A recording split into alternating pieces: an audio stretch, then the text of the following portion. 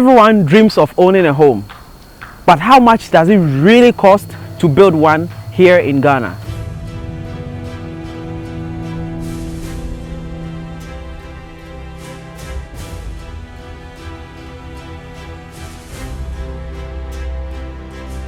You've probably heard people saying that it's cheap, or others saying that it's way more expensive than you think. But what is the truth? From skyrocketing prices to hidden costs no one talks about. Today, I'm here with Mr.Rush Asare, someone who has built houses from the ground up here in Ghana. Today, we are breaking down everything: land, permits, labor, materials, finishing, and total costs. So if you're thinking about building a home, you need to watch this. Don't go anywhere. By the end of this video, you will know exactly how much it costs to build a home right here in Ghana. No hidden fees, no hidden costs, no surprises, just the truth. Today I'm here with Mr. Rush. Now, who is Mr. Rush? This is someone who used to work in one of the big 4 accounting firms in the United States of America, precisely KPMG.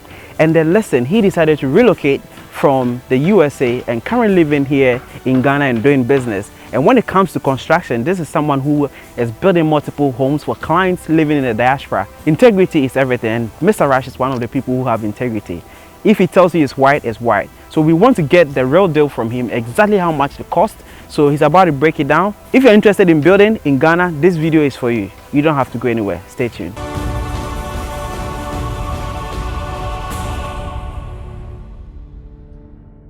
Hello guys, my name is Rush Asare. I'm a Ghanaian-American, born in Ghana, left when I was about 14, lived in the US for 13 years, came back at 27, and I've been here for almost 4 years now. It's been quite an interesting journey. Now, you went from accounting firm, working in the bank, to relocating, living here in Ghana, doing business, building and selling lands to diasporans. There's been a lot of misconception about what it takes to build here in Ghana. Is it cheaper, like people say? Is it expensive? You know, I want the real deal. So yeah. So today we are going to dive into all of that. I mean, there's a lot of stories out there. People have to understand that the technology that we use here is way more expensive than the West, right? We use brick and mortar. You know, most houses that you see in America is like wood and stuff that. So they use inferior stuff for the construction.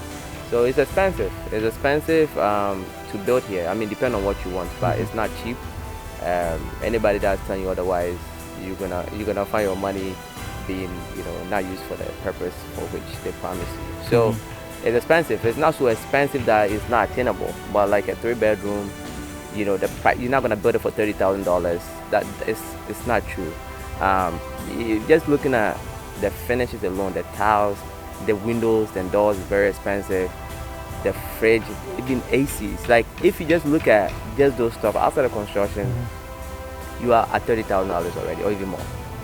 So now it's expensive. Looking at the construction, you said inferior materials. This is you talking about America, right? Yeah, the construction. So what was the dynamic like?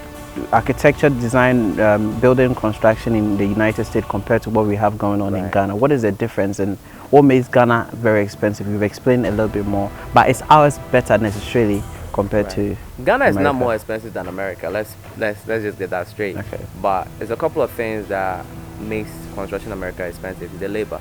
People get paid well, right? Like the minimum wage in America is like somebody who's rich here. So the people who are working on your buildings are charging a lot. Most of the fees are actually going to the professionals that's working on the job because the pay is quite high over there. That's one. Two, they are doing things in a very, operational way. For example, the bathrooms, we tile all the bathrooms. As you're going to see when we walk in, we tile the entire bathroom. America, they don't. They might tile the side where they have the sink, leave the side where there's just a towel rack, or tile the bottom. Like they don't tile the entire building. So that's one. They just have ways of minimizing the cost. And a lot of the, the high rises, of course, there's concrete involved, and that's why it's expensive. Like those are expensive. But houses in general in America, most of the cost is the land that you're sitting on. Okay. But the rest is labor and woodwork. They're literally using wood to clad the whole thing. They are not using brick and mortar. That's why It catches on fire easily. There's always maintenance. You hear people complain all the time about America. There's maintenance. The maintenance difference between America and Ghana is, I'm speaking of America because I mean that's what I'm familiar with. Ghana, you are doing maintenance purely for aesthetics, right? For the most part, aesthetics. I mean, I've been living in the house for 4 years now. I changed a few doorknobs. Your house that you My built? house, yeah. I've changed a few doorknobs because it lacked. Well, that's simple. It means collectively it's less than $500. It's not something you think about. All the maintenance I've done is for aesthetics. Repainting the house because I feel like repainting the house or whatever. It's not because something broke down. So when you build something in Ghana, it's for a very long time. Whereas in America, something is always breaking down. Something was always breaking down. So they do talk about that a lot as far as like owning houses in America. People always talk about maintenance, like maintenance. But that's not the case here. You do maintenance for aesthetics. Okay. Right now, I'm doing serious maintenance in the house. Okay. Because Your house? Yeah. That you built? I'm expecting somebody special, so. I see. Really? We'll get into that. We're Now, not going to get into it. later on, we'll get into that later on, yeah. if possible. But, you know, let's start from the scratch. Sure. Someone is interested in building in Ghana. Where do they start from? I'm sure it's land acquisition. Yeah. You know, what is the best approach to acquire land? Do you look at location, or it doesn't matter, or it depends on what the person wants to use the property for? It depends on what the person wants to use the property for. I mean, you can put a house anywhere. It depends on what the person wants. Do you want to be in a city, and what's your budget? You cannot want to be in East Legon and look for land for $10,000, $15,000. You're not gonna get. If $50,000, you're not gonna get it. If somebody tells you they have land for you at East Legon or airport, or I think I know for $50,000 a plot of land, you are being scammed, right? So a lot of people, unfortunately, feel prey to this where they get good deals that don't exist. There's these good deals that don't exist. So you have to understand the market. You have to be real with yourself. Like where we are standing right now is at Kenya, where I actually have a lot of land available for sale here. How much is that going for? Roughly, let's talk about dollars. 85,000 Ghana cedis. Dollars, you are looking at $5,600. To get a land? A piece of land, a plot of land, 70 feet by 100. Okay. Okay, you get, that's the going price in this area. Okay. You can get land for this price here. But that doesn't mean you can go to a place where you see a lot of buildings. Here, there's water, there's electricity, there are buildings, but you can see it's now developing.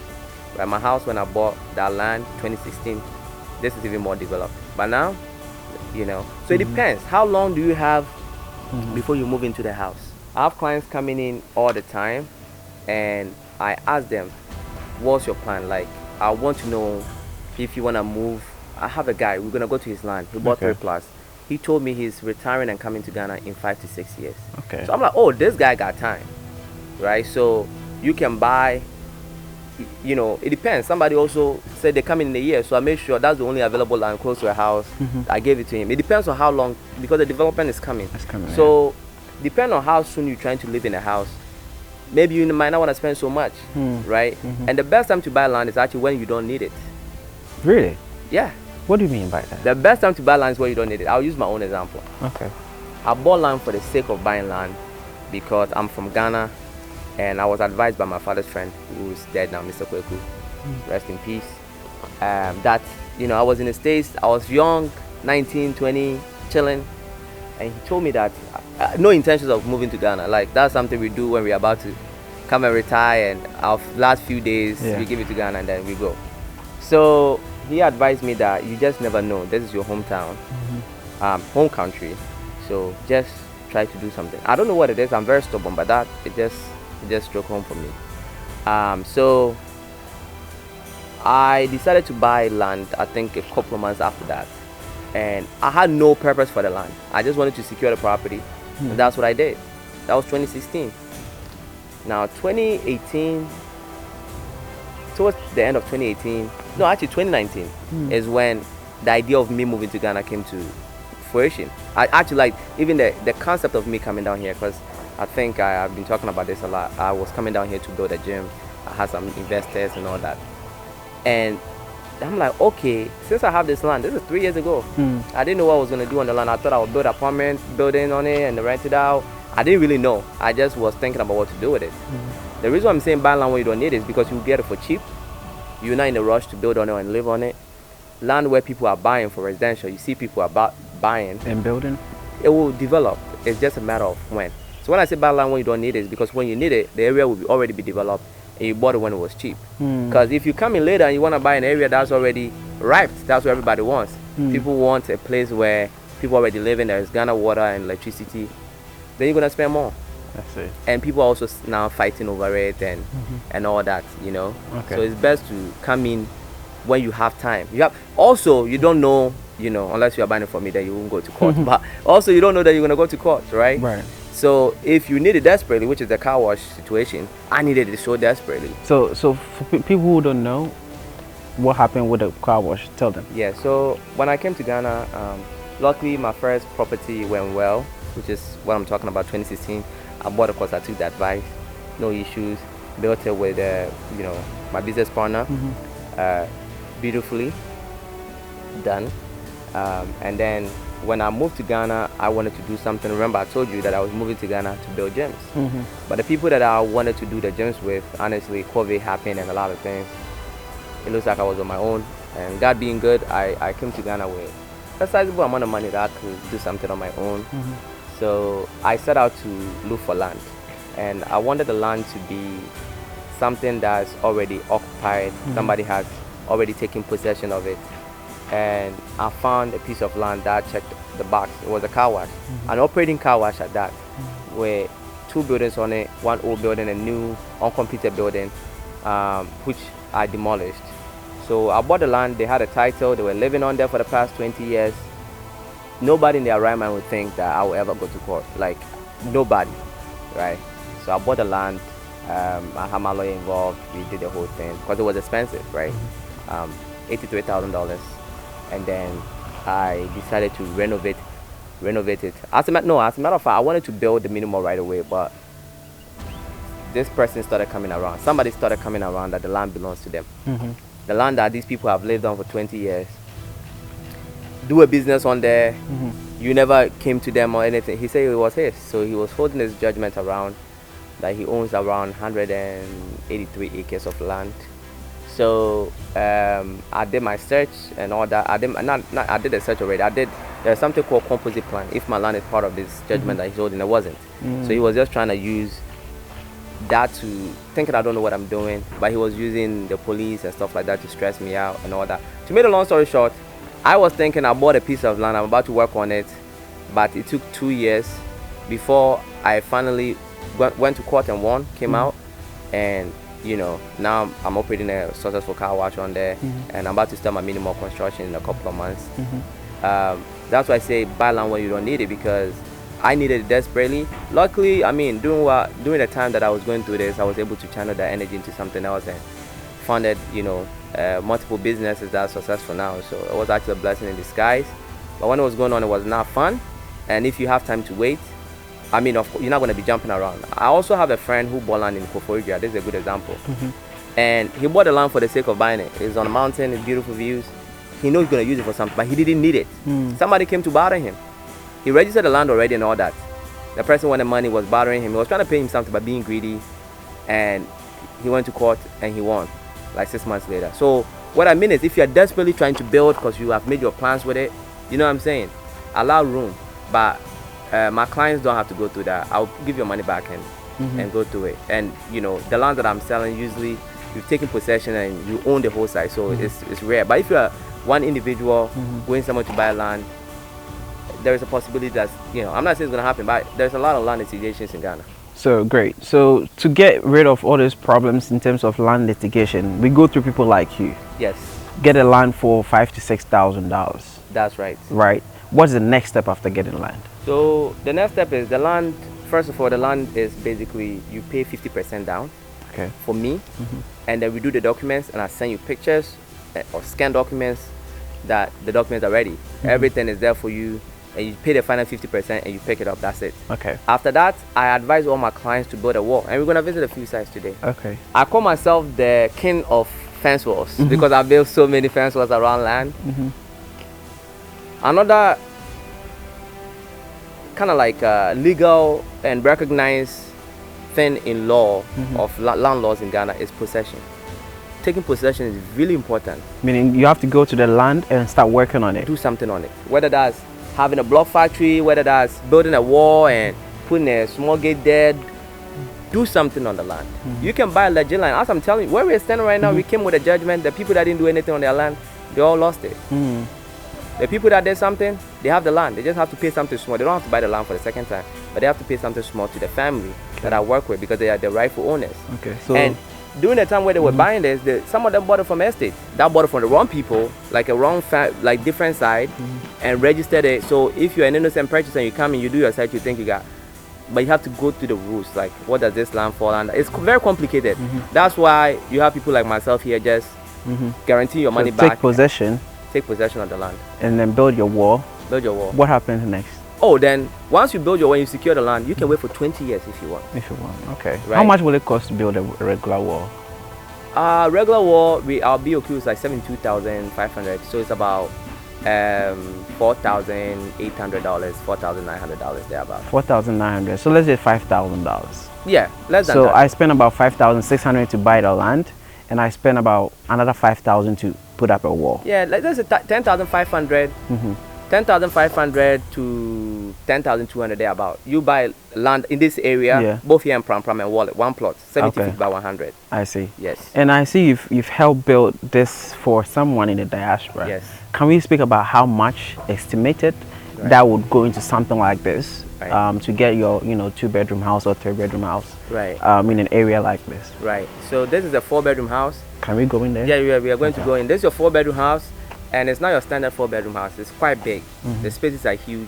Living room, kitchen, everything is very big because that's how the lady wanted it. Okay. So this lady, to avoid a lot of stress, she only been to Ghana once. But when she bought the land, she had never been to Ghana before. She said she found me online, and God spoke to her. Really? Yeah. So she sent the money in, bought a piece of land from me, and the earlier you buy, the better. So she was one of the early buyers. You see, the main road is just there. Yeah. So she came in and bought it. And we're gonna get to the price. Okay. But what she did was she built a wall. So the same process I said, I told her to build a wall. Let's secure the property. I mean, we are here, but I just want you to secure the property. It makes me sleep well at night. And also, you, the client, you are very happy. Now that's when you know you bought something with no issues. Because, like I said, I was holding a title. The people were holding a title. They had the land. You had a problem. I had an issue. So though you have the documents and all that, come and work. That's when I feel good because I know there's nothing to worry about. So when I see you working, then I feel good that I sold you something and you actually worked on it. You know what I mean? Yeah. So this lady, when I'm building for a client, I take it as, put a few instructions on there. I would say we are about, what would you consider this? 90% done. 90% 90 done or 95. It's left the painting. We are now doing the garden. As you can see, the gardener. Okay. I wanted the gardener to put this big, beautiful flamboyant tree. Okay. It's gonna beautify the place, and he had to struggle for it because it's not so common in Ghana. But that's what I think the lady needed. It will beautify the place. When you drive in and you see that tree there, it will just beautify the place. So this land, the lady added 15 feet to her land because the house is just so massive.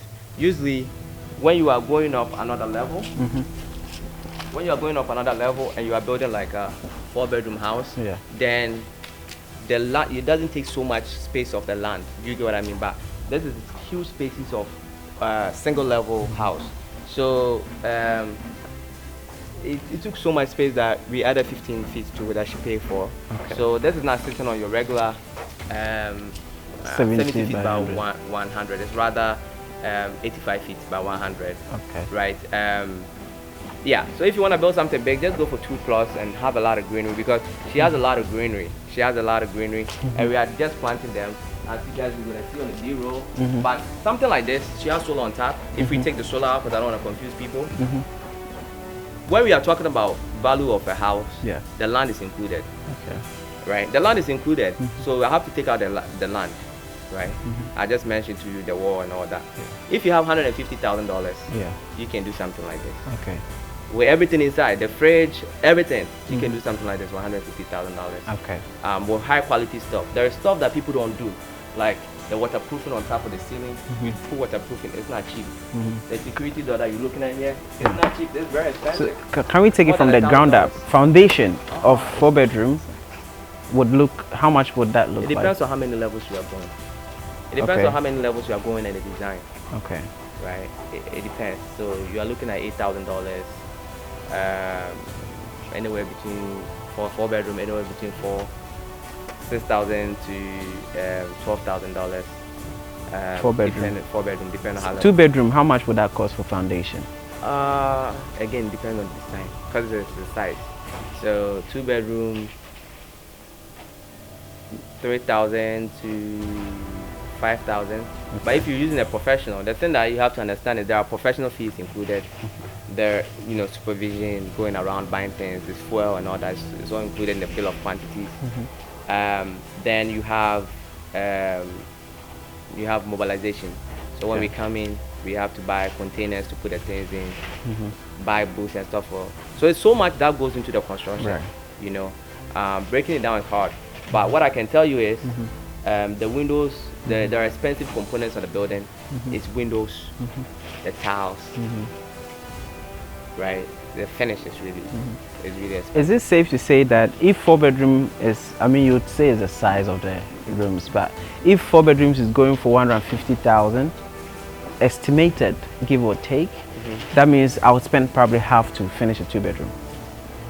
More than half. More than half. Way more than half. So the portion of this is, so when I say 150, I'm talking about the land and all that. Including the land value? Yeah, I'm talking about all of that. I'm giving a rough estimate on purpose. Okay. This is quite a big house. You can do something like this for 130. Okay. 125. And the preference, the lady went for Bosch appliances. Right. When you finish with Bosch appliances, just the fridge and all of that, it's about $8,000. And then the ACs that you're going for is Samsung. When you finish with the ACs, so the preferences of the stuff that you put in the house makes a huge difference in the cost. Okay. It makes a huge difference in the cost. If you have like 150, you can single level 4-bedroom, you can easily do something very nice with high quality finishes. The finishes make a huge difference. You can go for cheaper tiles, you can go for media, you can choose to go for China doors and go for a cheaper quality. You can choose to go for cheaper quality for the windows. The structure you can compromise on, it will fail on you. You can choose to go for media for the ACs instead of Samsung. You can choose to, she got 110 connection in there, she didn't have to. She got remote gate. It's all part of it. You don't have to, this is gonna save you $1,000 here, $2,000 there. So when you finish, you can reduce the cost. You get where I'm coming from. But then you're gonna have the quality that you deserve for the cheap price, right? See, yeah. For the electronics media, I think they got very nice stuff. I don't know about the duration. I think it will last, but not as long as Bosch. Bosch is a German brand, but it's like more than times twice the price. So the finishes is really where the real cost is. I think core shell is like 30% of your cost. Really? Yeah, core shell is like 30% of your cost. 30-35% of your cost. The real cost is the finishes. Or some people will just go in and paint it. We haven't even painted this yet. It's skimming. Now skimming is when you make the wall very smooth. Before you paint it. Oh yeah. So you see our old houses and stuff like that, people paint and you can see that it's rough. It's not smooth. Right? So when you go to the hotels and you see it's very smooth, this is what they do, skimming. It's more expensive. So it depends on what you want and the quality you want. You can save, but you're not gonna get something that looks like this. And then the ground is stamped concrete. Stamped concrete is quite expensive. You can choose to put gravels and save yourself a lot of money. You can save yourself about $5,000 by just going for gravels, right? Pavement is not so cheap. You get it? If you tile it, will be more expensive than the stamped concrete. So if you tile it, because you have to do the concrete, then you have to come and tile it. If you tile on the outside, tiles are not cheap. But you can go for cheaper tiles that will fade. It depends. Or you can just plant grass and then save money. You can do that as well. Okay. But of course, nowadays you want have all this green, so that we save. If we wanted to, like put concrete all around, who wants the green, right? If you wanted to put concrete all around the whole thing, it will cost this lady so much. So we have a lot of green, and you don't want that. So the concrete is just where we need it to be. Right. Right. The concrete is just where we want it to be, and that's around the house is where you'll be walking most of the time. And then the rest is, I see. There's a lot of green area. Yes, a lot. A lot of green area. I think that's where she was advised to add. Extra 15 That's right. feet to it. That's right. Okay. So we now know how much the land costs, how much it would cost to build a wall estimated. Foundation, a little bit of idea. What is the next step? So once you do your foundation, the block work is the easiest, right? Block work is the easiest. Then when you're doing block work, it comes with columns and all that. You do block work, then after that, we have to do lintel. Iron rods is not cheap. That's a whole, depending on how big it is, it's really big. So it's a lot of iron rods. And then also, a part of it is actually flowed. When I say flowed, it's when they use the iron rods and then they do it for you to go another level. Oh, okay. So this was flowed? Not entirely, but some portions. Okay. Oh, it's big. Oh, I see. So, so the reason why I was talking about the cost so much is, look at the space. It's huge. So you can have a 4-bedroom, there's a living room, and then huge. Look at the kitchen. So when I tell you $50,000 for something like this, the space. When you say the space comes with the house, the bigger the space is, the more house you need. Kitchen, you see, it's big. It's huge. Look at the kitchen size. Yeah. You can play football here. Absolutely. You have a storage unit.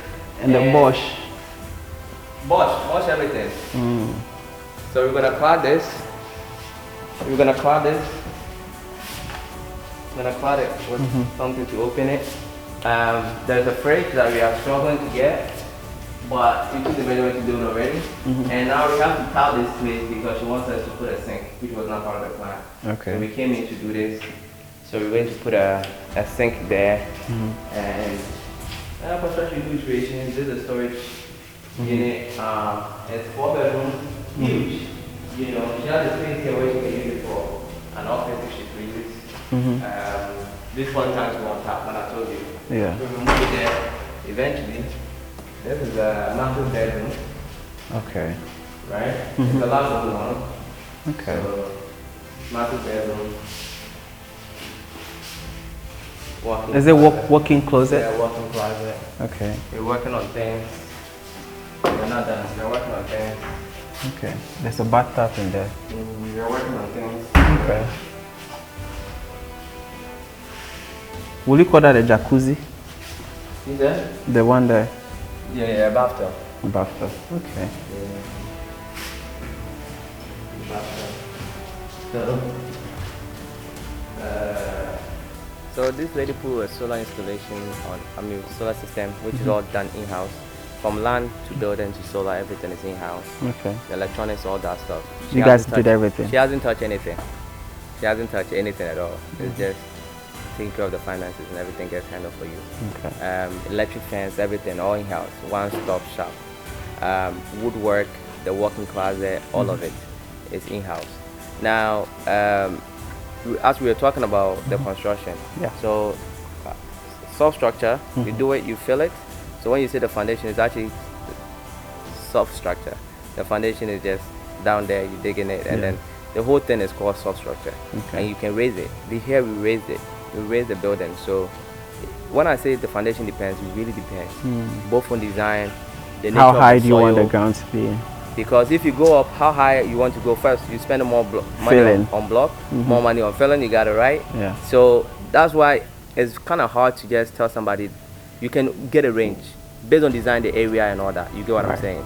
How low you are, because I think we built for somebody in Proper. We are building right now. His level is really good. How much we spend on filling for the substructure is nowhere close to this lady. Interesting. So that can make a huge difference. Right. This building took, I think, 25 trips or sand to fill it up. Wow. Whereas the other one was like, I think, 11 or something. I see. Quite a huge difference. So, and that one is a 5-bedroom, single level, bigger. Okay. Right, so it depends a lot. There's a lot of factors in it. Substructure, after you fill it, you have to ramp it. But we also do something special, which is all part of it. We have to treat it with bitumen, which is the black paint that you usually see with skimmed over it. So dampness, you go to some people's houses and the word is coming off. We don't experience that in our buildings ever, because we treat it. We treat everything. We treat the blocks that we use for the foundation. We also use proofing the rubber stuff we put on the ground before we do it, and then before we cast it. So after we ramp it, after we put the filling in, we ramp it because you have to make sure it's well settled. Right. Put water on it, ramp it. We have to put another one on it before we cast it with the concrete. Right. And then after that, that's when the block work comes in. You put your block, blah blah blah, and then after that you get your lintel. Lintel is essentially where you're gonna put your doors, windows, where you remove them. If you don't put lintel, or you remove them, first of all the building is gonna collapse. But if you don't, you can remove the windows because you have to remove it, and the building's still supposed to stand. So that's why we have the iron rods. That's you get it. So once you get the lintel, then you continue. Lintel takes money as well because a lot of iron rods and casting and all that. Block work, I would say, it's not cheap, but it's the cheapest. You think it's the cheapest. Really? Yeah. I think it can go, as a matter of fact, it can go up all the way to 9. We are building a Ghana. When you bring a trip of sand and stones, the price is about 700 cedis to 1,000 cedis more than it is in this area. Because we are close to Shire Hills, we are close to Pram, the river sand. So it depends. It's a whole bunch of factors that come in play. Do you get where I'm coming from? Also for the professional fees, if we are traveling out a lot, it will be included. Right. Do you get where I'm coming from? So people are going to get ranges because there's a lot of things that come into play. What is like the common mistake people do when they are building? Trusting family members with no construction experience to take care of their building for them. I see. Or people who have never really handled huge sums of money before. Giving them a lot of money to build something for them, they get financially stressed. That's how we call it. And they use it to chill. They use it to do all the stuff they wanted to do in their life that they couldn't. That's the biggest mistake. The rest would be, I think that's the biggest mistake that most people regret, that they wish they went for a professional. Because think about it, I mean, when we're in the West, we always use professional for things we are not good at or we don't. But when it comes to Ghana, building is actually very complicated. You know, even professionals, that's why they give defects period of 6 months. Professionals still have to fix a few things here and there. So how come? I think my father has, oh God, my father has done like his manhole for the toilet like 3 times. Even the water is still issues with the house because it was done by my brother. Is a trustworthy person. They didn't take the money, but he's not a professional. Okay. You know, so that oftentimes that's the issue. We just give the job to somebody who isn't a professional, and then when somebody's messing up, they can't correct it. They don't see what's going on, and in the long run, you spend so much money, but you are suffering. You can't enjoy the house. That's very interesting. Yeah. Wow. What about cements? I've seen there's different cement companies. They're saying Gasem is the most expensive. They have different. They have Bright. They have all of them. I mean, the price changes every day, but you are looking at 105 to maybe 130 for a bag of cement. You know, so they have different grades and all that. It's the one of the workers. I mean, is the budget for workers one of the like huge pie to the total amount? Laborers. Yeah. How many percent will someone spend on laborers for a project like about this? 20%. Industry standard. Yeah. About 20%. Interesting. Okay. About 20%, 18-20%. Let's get a kind of laborers you need on a building like this to get a building completed. You will need, of course, if you're using somebody like us, then you don't have to worry about it. But if you are to do yourself, that means you are the contractor. You are buying the stuff in, and you are taking multiple people yourself, right? You will need a mason. You need somebody who knows how to read the plan, so preferably an architect. Preferably the person who designed the building to come in from time to time for supervision. You need a supervisor. So either you are there because you can't tell the mason to come, and you have to be around. Somebody has to be around that has your best interest at heart. Believe it or not, we have supervisors on site all the time. Though we have masons who've been working for a long time, we come to double check things all the time. You need masons. You need carpenters. So you have carpenters that do form work. For the column, for the lintel, you have those carpenters. For the roofing, like the woodwork that you do to put a roof on, you need carpenters. You need a ceiling guy, somebody who come and do POP or plasterboard. You need the masons will plaster it, the carpenters. Then you need a window guy, which will come in and do the window installation. You need a gardener if you care about greenery. You need painters. You need the electrical fence guy that will put up the electric fence. The same guy does the remote gate. The same guy does the cameras. You will need a waterproofing guy, which is the top. It's a different person. You need a burglar proofing guy, somebody like a welder who does steel work. So he did this gate. You need a burglar proofing. You need a taller. You need what else do you need? There's a lot of moving parts. There's a lot of moving parts. And then you need a plumber. You need a plumber. And the plumber is the one that also at the end of the day install all that. So you have all these different things going on, and it can become quite stressful. It helps when a person like me have worked with. We've done a lot of iterations. We find some people that weren't up to the task. We've assembled a good team. It's less stressful. A lot of people cry about building in Ghana because it's not a joke. Because when you say there's a lot of moving parts, you have to individually go. You have to personally go and get all these find people. them, see if they are good. They will disappoint you in the process. Some of them get will one even run legitimate away. person. Some of them will even run away with your money. With your money. There is a risk of doing a good job. That's one risk, and then the other risk is paying the person and not coming. Really? And lateness. Yeah, it happens. I mean, we have a carpenter we've been using for a while, but he got fired before we came here because we gave him an advance for the doors here. I don't know why we didn't use our carpenter for the kitchen, because our carpenter for the kitchen is great. But I just feel like he's always been so much stuff for him to do. So we had another guy for our doors. But the kitchen guy ended up doing the doors here and the skirting. So we finished a project, which is a 3-bedroom house. That the small, nice 3-bedroom house that I said, $80,000 you can have something like that. We gave him advance, and he wasn't moving. We don't know what's going on. We went to his shop. Oh, make sure you know their shop. It's really important. Other than that, when they run away, their house. Their house or their shop is really important. That's where they are making money. They have nowhere to go. So we went there. We didn't see any inventory for us, and he came clean finally. The money has, also a fun assassin. It has money. So we find him and we put him on the payment plan. So we got the money back. How's it going? The average person will lose it. It happens all the time. Average person will lose it. We've had an incident in the past. So it's really best if someone go through professionals like yourself than come here and try to do everything by themselves. Go for professionals. I mean, if you have a construction experience in the States and you want to come and get your hands dirty, learn the process, fine, do it. If you have all the time in the world, do it. But you are exposing yourself to some risk, right? You are exposing yourself to, if you don't know what you're doing, then it's really bad, right? If you don't know what you're doing, I don't advise it. But if you know what you're doing, if there is an incident, something broke, our bathtub broke, because the heater, when the guy was installing, it came down, negligence. And that's your cost. Yes. So you have to pay that. We've had situations where people come to sell cement. You have to pay that. But if you're using a professional, this is none of your issue. So we also have security. Security is another thing. You have to find out who's going to sleep here, and it's work. I see. Yeah. But if you do have the experience and you have the time, do it. If you don't have the time, abdicate it. What is abdicate it? Delegate. Do you take it? Abdicate is the word that when a king takes their throne off and give it to somebody else. Oh, I see. I see. So it's kind of like delegate, but in a more like taking something that's yours and giving it to someone. Okay. To handle. I see. Or to serve that responsibility. I see. Yeah. Wow. Interesting. So how long did it take you to build something like this? It's been 8 months.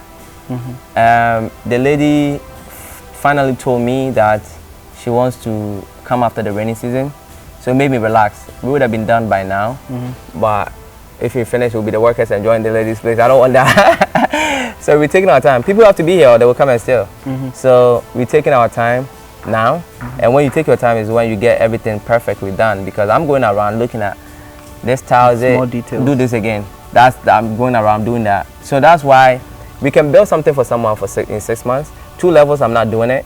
I want 1 year. We can do it, but you might not be happy with the product because people are rushing to it. So for a single level, it's easy. Right. Single level, 8 months, 6 months, we are fine. Seeing you being into construction and building for people just to make sure the quality meets the world standard, and seeing other constructions here in Ghana using, other construction, right. How do you feel? I know you've seen some horrible works. I mean, it's all around us. You get what you pay for. right? I mean, if you want to go, I mean, we show land. I'll give you this example. I'm not going to talk bad on anybody's work, because sometimes you get what you pay for. You get what you pay for. People go for cheap labor, cheap this, cheap that, you know, and you get what you pay for. Or there's, you know, cheap windows. That's what you're going to get. Poor quality work. That's what you're going to get. Some people buy the roof, a face. That's what you're going to get. It's cheap, right? So that's what I'm saying. You can reduce the cost, but you're not going to get what we are looking at. I bring people here to show them land all the time, and they usually take a stroll through the house, and they're always amazed, like, oh, the house is not even done, and it looks beautiful, right? We haven't painted. Yeah, I thought you painted it. I haven't painted. I came we haven't painted. And you told me about the skimming. Yeah, we haven't painted the house. And when you walk in, you can just say, wow. But you can walk in somebody's house that's done. It hasn't been clean, and it still looks amazing. But you walk into other people's houses, you see that there is most of the time it's lack of. Let's say you bring a mason in. I'm building, or you hire your uncle or somebody to do it. He doesn't know anything about treating the foundations and all that. You bring a mason in to do this block work. Do you think the mason is going to tell you, boss, let's go buy this equipment, my chemical, and do this? No. It's coming to do his block work, get paid, and go away. You get what I'm saying? But if you have professionals, we are the one buying the chemicals and telling them, use 100 cements for this chemical. It can mix 100 cement, right? Like, you need that guidance. That's why I said, if you do have experience, you have an uncle that have that experience, you have a family member that have that experience in building, then you do not have to get a professional to do it, right? And you can trust them, or maybe you are using the money, you buy the materials, and they are there fine. But don't try to go into this when you don't know what you're doing. You're going to end up, you know, suffering and regretting it. Yeah. What inspired you to embark on this journey helping people build in Ghana? Right, so building, I had the idea before I came. Did I think it was going to become as big as it is now? No. The idea was, I've heard a lot of people, you know, taking money, as I mentioned, sending down here to family members to build for them and getting screwed over and over and over again. It's been a headache for a lot of people in the diaspora. And my father has a lot of friends, and my father luckily has managed to do a couple of projects. But like I said, one of his projects is two, actually, almost every project until you went for a professional, right? But they were doing it. My father, nobody spent his money, but his friends, somebody taking picture of other people's house as he's going off like, I'm building for you. By the time the house gets to where it's supposed to be, like, this is not my house. So we decided to give insurance, do things that you are taking no risk in the diaspora. So I'm not building houses. I'm saving people from scams. That's what I'm looking. That's the goal. That's how I look at it. The house is just, we are building your dream house for you, yes. But more to that is taking your money and knowing for sure the work is going to get done, and if it doesn't get done, I can get my money from this insurance company. That's how we structure the entire company. Like, you can trust us, but just don't trust, verify. So, you know, we have a lot of work we can show you. We have the insurance company that you know you can get your money from, and the building is insured, right? Everything is insured. So yeah, but now it's becoming something that's, you know, bigger than what I thought. We just wanted to help a few people, but now. Is it cheaper to build or buy a finished house? Depends. It depends. It depends. So definitely cheaper to build, because if this lady was buying it for me, I use my, you know, my money to build this house, right? I'm probably gonna sell it to her for $180,000, $200,000. If I'm greedy, $250,000. And it'll be justified. I've seen houses that's nowhere close. I'm sure you've seen it. Nowhere close to this, and people are selling for $300,000. But me, I'm not greedy, so I'll probably sell this house for like $180,000. You won't get it for $150,000, no. Because then you don't get any profit. Oh, there are some professional fees of the work we did, but so if I'm a developer, luckily we have in-house people, but you pay those people, so that means I put $150,000 in. So this lady can turn around and sell it for $180,000, doing no work. You know what I'm saying? Do you get where I'm coming from? Yeah. So they're gonna add it, and here people can add 50%, 100%. That's why I say I'm being generous, even adding $30,000 to it. I'm being very generous. So if you're buying something like this, it will be hard to get this price. But yeah, you can expect $180,000, $200,000 if it's already completed. I see. But if you do yourself, like I said, we don't charge much. Our professional fees is in between 10% to 20%, depending on how we calculate with the BOQ. But as the project goes on, we find out how much we made at the end because I calculate everything. But it's between, never goes over 20% overall. We even take a loss in some places. Some doors, you might find out that doors, you know, you took a loss, but then you made a profit on the windows. And the way you do all is about 10 to 20%, but usually around 12, 11% of the cost. So when we say it costs $150,000, how much we got, the architects, people buying, going up and down, except excluding the laborers, is about, you pay $15,000 to $16,000 to the professionals to handle everything for you. That's how much you're paying. So if you want to do everything yourself, that's how much you'll be saving. Interesting. Okay. And that's why sometimes people want to do it by themselves. That's how sometimes people want to do them by themselves, but then they end up spending more. You know why? From stealing, overcharging, because you don't know the race. Yeah. You don't really know the race, so you might spend more.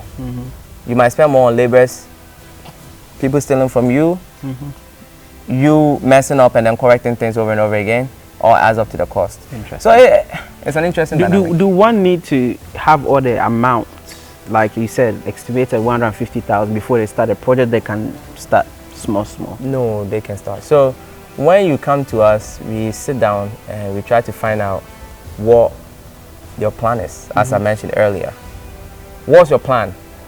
If you need 3 years, usually it's 2 years for a contract. If you want 3 years, the BOQ changes a bit. The BOQ changes a bit. Inflation. We take into account inflation and then we phase it out and all that. But you just have to be honest with us and let us know that 150, I think, the way my life is set up, I need 3 years. I'll be like, okay, 3 years, you got it, but this, you might have to pay extra $5,000 or $10,000. Right. Because prices of tiles is not going to be the same. 3 years from now. And we just saw Ghana, the city went from 6th city in 2021 to 15 in 2025. That's right. We peg the thing to the dollar or the pounds, depending on who we're dealing with. So the city's depreciation doesn't really affect us much. It's just inflation in general. Okay. You know, people are like, there's hidden costs. Are there hidden costs in construction that people underlook or they don't see it coming? I don't know how they are, but us, when we give you the bill, that's what it is. Okay. People didn't. We've been doing this over and over again. Yeah. Some people just don't calculate for certain things, and then they come to find out they have to actually do it. Like the remote gate, they might not even think about it, but we calculate everything. We never go wrong way, unless along the way, like this lady, for example, we put in a filtration system, and now I'm giving her this beautiful plant that's gonna have all this red, the flamboyant thing.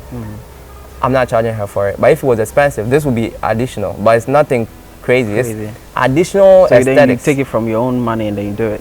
We don't even count it. Like 200 CDs, we don't count it. And we've done multiple things here that we don't count. Right. I mean, it's fine.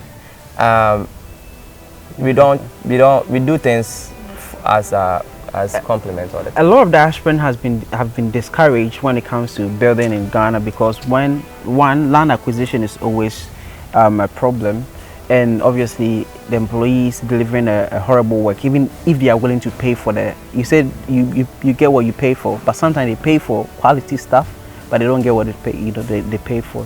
So what would you say, any words of encouragement to people that have probably given up on construction, building their dream home in Ghana? Any words of encouragement? Yeah. So I mean, if you're trying to build a home in Ghana, just like in the UK, US, if that's where you are, you know, we have professionals there that you can hold them accountable. So you feel very good. You just give them, there are people like that here in Ghana, like my company, and I'm not the only one. There are other companies that are doing things the right way. Seek them out, pay that extra 12,000, whatever it is that I just mentioned, and it will save you a lot of headache. You might spend more than that trying to do it yourself, and you're not going to get that quality work. Unless, like I said, you have a background in construction and then you know what you are doing. Then by all means, you can do it yourself. Right, so that's my word of encouragement to those people, that there are companies here that are doing legit work, that are helping people build their houses. There are legit companies here that are helping people buy land, and it's becoming more accessible than ever before, right, with the power of YouTube and the internet. People are, you know, showing what they are doing. There are testimonials, and there's a proven track record for you to rely on. So if you've been duped in the past, it's not your fault. The internet wasn't there. You weren't aware. But now the internet is there. All you have to do is go on YouTube and look up a few things, take your time, and you will come to conclusions. You have people who have never been to Ghana. They've never tried. They don't know anybody here, and they've bought land and built. Example is what you're looking at. This lady came here for, I think, 1 week tour. Yeah. She walked in here once to see the land and turn around. That's it. And this is standing there. So there are people here who will do the right thing. Just do your due diligence, find them, and the dream that you think is possible, it is possible, more than ever before. I like that.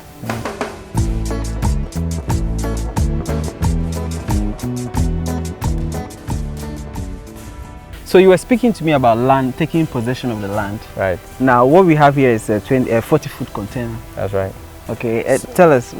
So I have plenty of land around here for myself. Okay. Especially commercial, because I do plan on building a lot of stores in the future to rent it out. It's higher return on capital.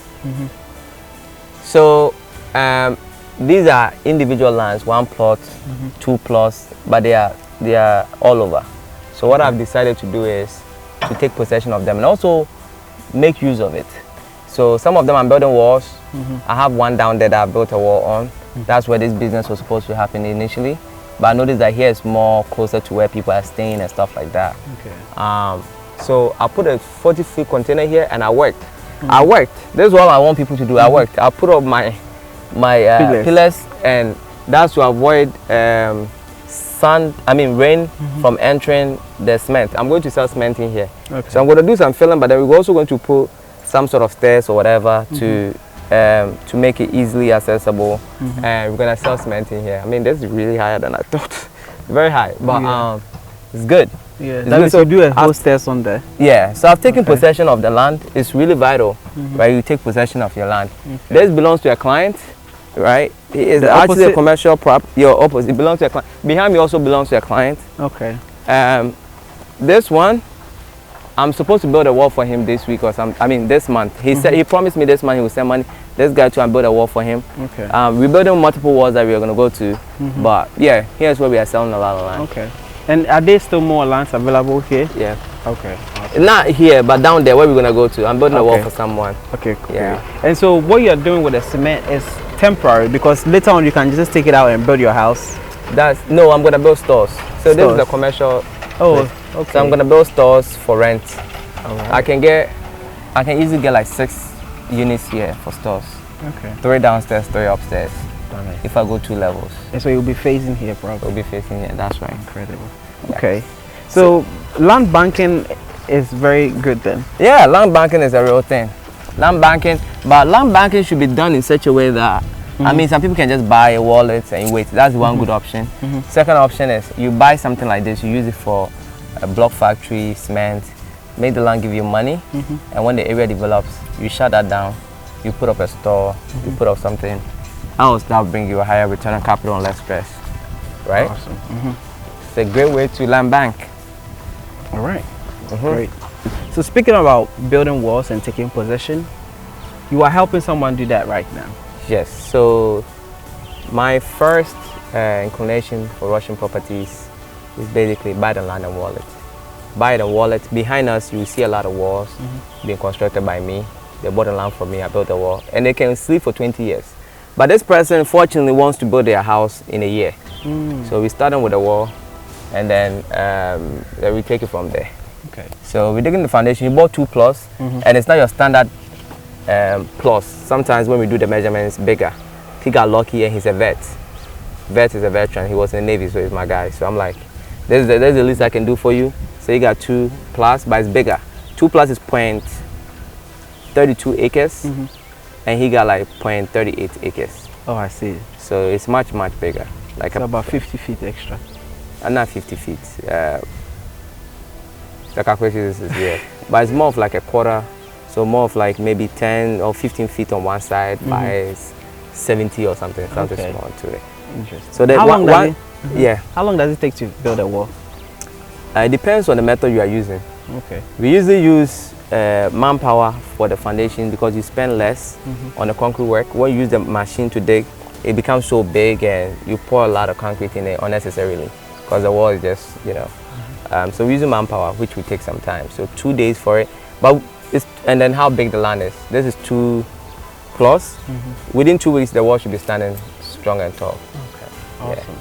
So that's where we make sure we bought the materials. Another thing that you have to consider too is the weather. Sometimes it can rain, and if you're in a developing area like this, the roads are not the best. So you have to bring your materials, so no matter how bad the rain is, you are good to work. Once you get certain materials like this in, you can bring cement. But bringing we've ordered for the, what they call it, the blocks and all that to come in already. So, you know. Okay, awesome. Yeah. So how many walls do you have being built for clients simultaneously? Seriously? I'm the king of fence walls. I mean, we have the capacity. I can build 50 walls simultaneously if it comes down to it. We have put some systems in place to make things work smoothly. But right now, currently, I think I have about 5 walls going on. Interesting. Multiple locations. Because we went to the first location, there's men working, you know, as they can see on camera. You also have men here. Yeah, this is working. 3 plus. This is more intense. It's 3 plus, so it's much bigger. Okay. So it's more intense work. This started about a week ago. I see. Just a week ago. I think we have about 3 days. This whole thing should be completed. The person who bought this land spent the money on both wall and land at the same time. It was a package deal. Just send the money for both. And we are executing. He didn't have to. I take 50% and then final 50% when the documents are ready. So I work on the land before I even did the documents for him. Okay. You have nothing to worry about. This guy has never been to Ghana before. I'm just a guy online. He saw me online for whatever reason. He felt like I'm a genuine guy. So I see. Here we are. I see. Let's send final message to people watching and following your journey and listening to your story so far. Thank you. It has never been easier to own a piece of land in Ghana. When I say that, I mean that wholeheartedly. It depends on who is selling the land. So everything is there for you online.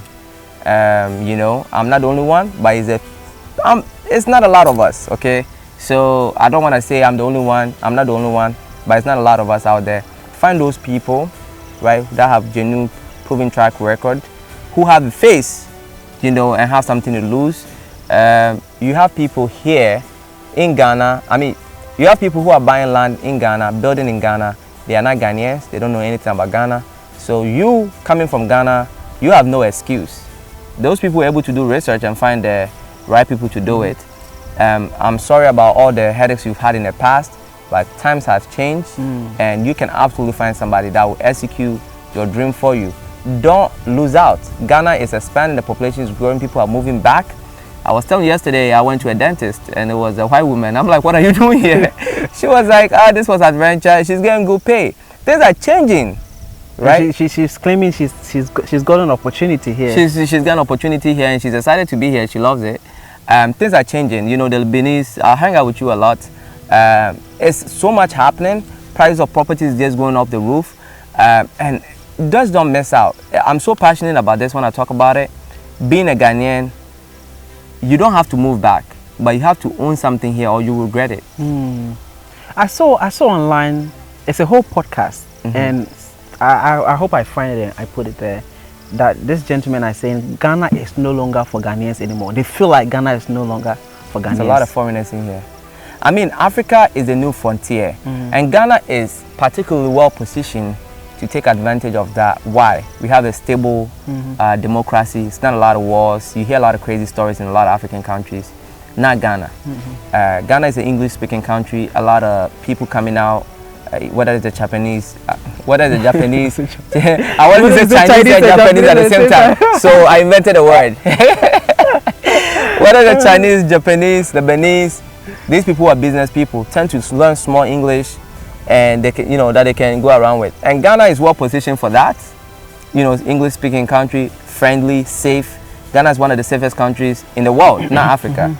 So Ghana is well positioned to be the place to take advantage. Africa is a new frontier. We've had everything since the beginning of time. The first human beings, if you believe in evolution or, you know, the Bible, Adam and Eve, was all, the Garden of Eden was all from Africa. Everything, here's where everything came from. when you look at civilization and human civilization and all that, you know, Africa, sorry to use Trump, but make Africa great again. It's not like make Africa great, but we've been great in the past when we have the kings and all that. But for whatever reason, we got lost in the process and we are coming back. So we have people coming in here and we have positioned ourselves, you know. The last election, people thought something would happen, but nothing happened. It was peacefully done. President recognized the new president very respectfully, and that says a lot. You know, not a lot of countries are able to execute that, and so Ghana is well positioned. So your investment is safe. It's safe. It's gonna keep growing, and things are gonna keep getting expensive. People are crying about East Legon, and Ghanaians are saying Ghana is not for Ghanaians anymore. I understand. I mean, sometimes I think about how the average salary for the average worker, how do they survive? But for whatever reason, people make it work, and I think in the long run they should do something about the salary, because if you do think about the cost of living and the minimum wage, and it just doesn't make sense. So I hope that they do something about it. When they say Ghana is not for Ghanaians anymore, it's more about Accra. Accra is getting very expensive, and the country has to do something by going outskirts. Expanded. I was with my uncle yesterday, and he was saying that a lot of the Japanese and the Chinese, especially the Chinese, when they come, they don't stay in Accra. I mean, here I see a lot of them here in Afienya and Shai Hills, but some of them go to the central region because things are so cheap over there. Nobody wants to be there, but they know the development will come because Accra, you know, Accra was like the airport and Osu. But even outside, like it used to be bushes anyways. So that's what we are doing. We decided to acquire a property, 2.2 acres of land in Ebri, you know, Obosumase, and now bringing development in that neighborhood. And before you know, in the next 5 to 10 years, that's right, is the next East Legon Hills. That's right. So yeah, I agree with you. We need to branch out, live outside of Accra, start development there. That's right. And then the whole world will catch up to it. That's right. But then you went internally. Ebri is not even the outskirts. Ebri is now the new frontier. Yep. Yeah, Ebri is now the new frontier, and it all happens because when Kufuor did the road. Before going to Ebri from Accra was a suicide mission, and going from Ebri to Accra was a suicide mission because of that the slope. Yes, but since they fixed the road, it changed everything. So you need to look into these things, like what's the impediment from Accra to this place, right?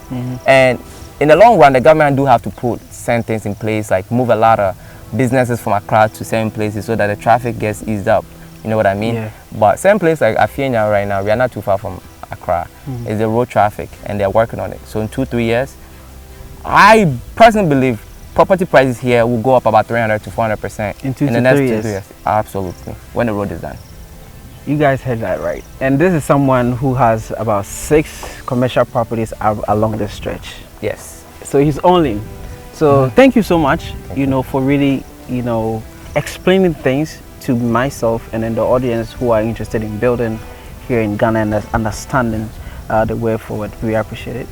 So he has a YouTube channel. I'm sure you guys have seen it, Rush Asare. I'm going to leave the name on the screen and also the link in the description. Reach out to him. Just even book for consultation, have a conversation with him. He advised you always have to go to a professional, right? And this is going to save you a lot of money, trust me. I know this for a fact. So reach out to him, have a conversation with him, get a land from him. Why not? So building in Ghana is definitely possible, but planning is everything. So there you go.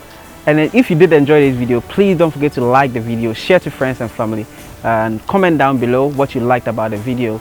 Are you even interested in building yourself?